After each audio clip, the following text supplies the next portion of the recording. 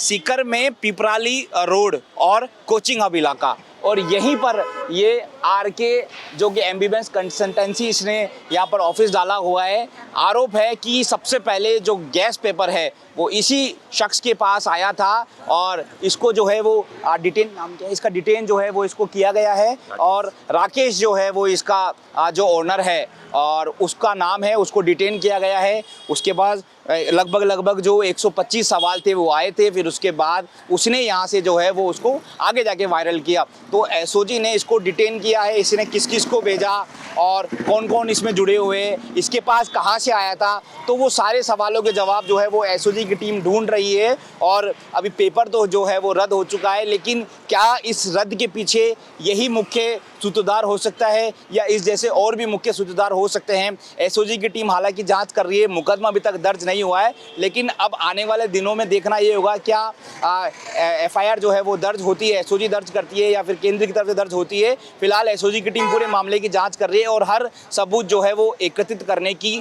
कोशिश कर रही है।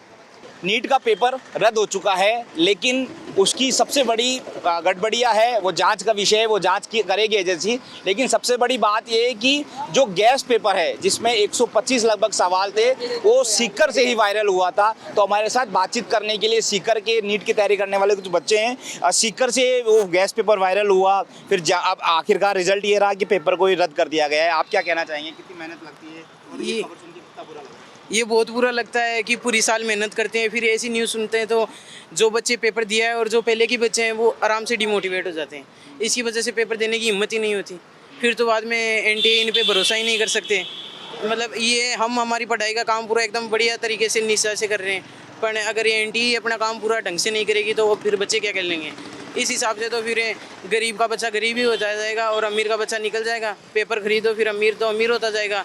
एक मिडिल क्लास फैमिली भी इसको अफोर्ड नहीं कर सकती, वो पूरी अपनी सैलरी यहाँ पे लगा देती है। तो फिर ये तो गलत चीज़ है ना, पैसा टाइम सब वेस्ट हो रहा है। अच्छा एक बात बताओ कि अगर नीट का पेपर लेके अगर कोई पढ़ के जा रहा है तो वो क्या ही डॉक्टर बनेगा, क्या इलाज करेगा वो? जो लेके जा रहा है उससे तो क्या ही उम्मीद कर सकते हैं। मैं कह रहा हूँ कि उससे अच्छा तो जो मेडिकल पे कोई बैठा रहेगा वो बढ़िया इलाज कर देगा।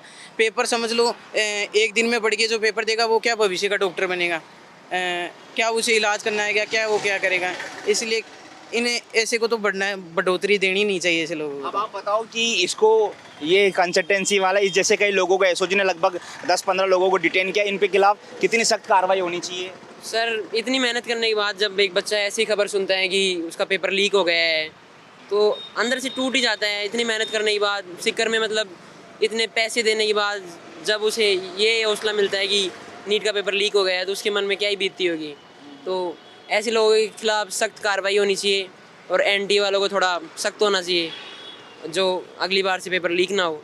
हाँ बिल्कुल, एनटीए को सख्त होना चाहिए और कह रहे सख्त। आप बताइए बेटा, एसओजी अब जांच कर रही है तो अब जिसकी वजह से ये हुआ है तो उनके खिलाफ कितनी एक्शन हो, बुलडोज, क्या कुछ मांग करते हैं, क्या आप मांग करते हैं? देखो उनके पास ये है, ये उनको बंद होना चाहिए कि यहाँ पे ये सब है, ये बंद होना चाहिए यहाँ पे। क्यों ना कि ऐसे लोग जो गरीब है ये उनकी हत्या का कारण बन रहे हैं। मतलब कि ऐसा जो कुछ लोग बच्चे हैं जो पेपर लीक होने के बाद सुसाइड भी कर लेते हैं, ऐसी हालत हो जाती है। तो उन बच्चों को अब क्या उनके आत्मा में क्या हो रहा होगा कि वो गरीब हैं, मतलब कि उनके पेपर लीक हो जाने के बाद में क्या उनके मन में चल रहा होगा। तो इन लोगों को हटा देना चाहिए, यहाँ से बंद करना चाहिए, इनके मतलब कि कार्रवाई होनी चाहिए इनके साथ। एक गलत कर रहे हैं यहाँ पे, सख्त कर रहे हैं। और एक बताइए, एक साल में लगभग कितना खर्चा हो जाता है? साल में लगभग 2.5-3 लाख रुपए पूरा आराम से हो जाता है। तो बहुत मुश्किल है कमाने के लिए। जो गरीब है, जो गरीब बच्चा वो पढ़ ही नहीं सकता, कभी भी नहीं पढ़ सकता। वो जो अमीर का बच्चा वो पढ़ लेगा, वो गरीब का वहीं का वहीं रह जाएगा।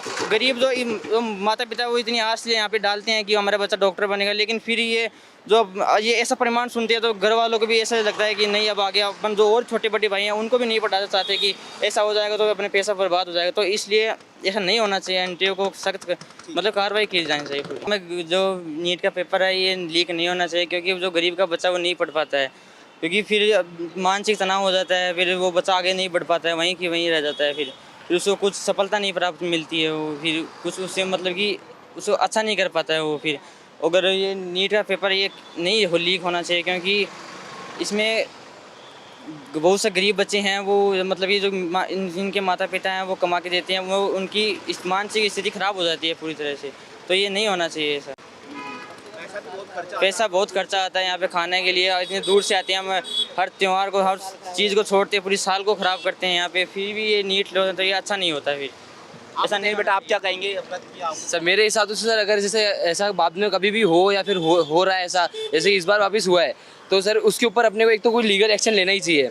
और इसके ऊपर जैसे अभी इस बार हो गया है जैसे आप बता रहे हो, तो एक बार तो पेपर वापस लेना चाहिए, क्योंकि सर जिनका साल वेस्ट हुआ है उनका तो नहीं हो।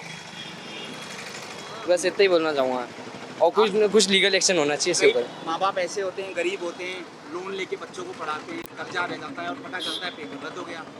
ये तो है सर, हमारे जीसीआई में भी बहुत सारे हैं जो बताते हैं जिनकी मम्मी पापा किसान वगैरह हैं, अब उनका तो ये साल पूरा वेस्ट ही हो ही गया है। तो वही मैं कहना चाहूँगा कि उनके लिए वापस पेपर लिया जाए। इसकी पढ़ाई भी बहुत महंगी पड़ती है। हाँ सर, 2-4 लाख रुपए लगता है आराम से। हॉस्टल की फीस अगर 10,000 एक महीने की अगर 10,000 भी मानो, तो हॉस्टल का 1.5 लाख तो हो जाता है। यानी कि आम परिवार के लिए तो गरीब परिवार के लिए सपना ही यही है। यस सर, जो आ रहे हैं फिर उनके भी पैसे ही वेस्ट हो रहे हैं। अगर जैसे कि पेपर ऐसे लीक होता रहेगा तो फिर क्या करेंगे? आप बताइए। हाँ बेटा, आप नीट की तैयारी कर रहे हैं? नहीं, मैं जेई की कर रहा हूँ। हाँ बताइए। देखो, नीट का पेपर लीक होना बहुत गलत बात है। देखो, बच्चा पूरी साल मेहनत करता है और फिर आखिरी में लीक हो जाए तो बहुत गलत बात है। और देखो, हम कई सेंटर पे गए थे तो वहाँ पे सिक्योरिटी नहीं थी, वहाँ पे लोग ऐसे घूम रहे थे बाइक लेके, जैसे वो कुछ कराना चाह रहे हो। पुलिस जैसे मतलब बदतमीजी भी कर रही थी उनके साथ, जैसे आप यहाँ मत खड़ो, लेकिन वो पुलिस बस 2 मिनट का काम था उनका, तो शांत बैठ गई उधर, फिर उन्होंने कुछ भी काम नहीं किया, तो वो शांत ऐसे बैठ गई। आप बेटा आप बताएं, आपने खबर सुनी, क्या कहना चाहेंगे? सर ये जो चीज़ है एक तो फेवरेबल चीज़ नहीं है, क्योंकि जो बच्चा जो नीट की तैयारी करता है ना, जो बच्चा नीट की तैयारी करता है वो एंजाइटी, डिप्रेशन, इन सब चीज़ों से बिल्कुल परिपक्व हो जाता है, वो गुजरता है। और ये जो पेपर जो लीक करवा रहे हैं, ये बिना मतलब मेहनत किए, इन्हें पोस्ट नहीं पता सर।